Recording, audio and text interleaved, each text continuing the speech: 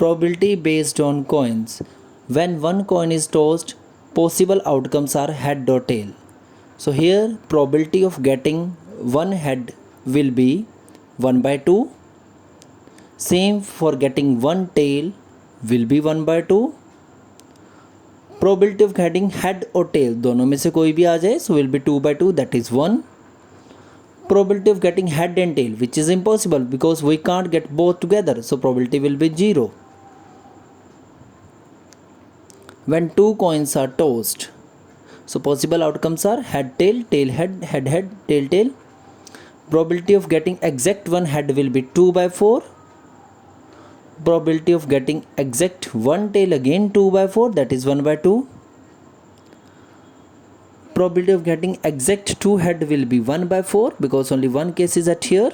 Probability no tail, no head, that is tail tail, 1 by 4. Probability of getting at least one head. Three cases are possible for 1 and 2 head. So probability will be 3 by 4. Probability of getting at most one head. 0 and 1 head is possible. So probability will be 3 by 4.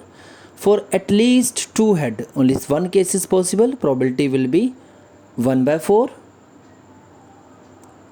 For at most 2 heads, all cases are possible. So probability will be 4 by 4, that is 1.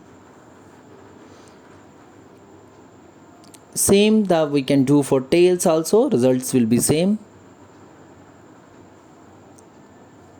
When 3 coins are tossed, possible outcomes are head head head, head tail head, tail head head, tail tail head, head head tail, head tail tail, tail head tail, tail tail tail. So here total outcomes are 8. So probability of getting exact one tail will be 3 by 8. For no tail, only one case is possible, 1 by 8. Exact 3 tails, again single case, 1 by 8. Exact 2 tails, we have 3 cases, 3 by 8. For getting at least one tail means 1 and 2 and 3 tails are possible. So probability will be 7 by 8. For at most one tail, only 0 and 1 tail are possible, that is 4 by 8, 1 by 2.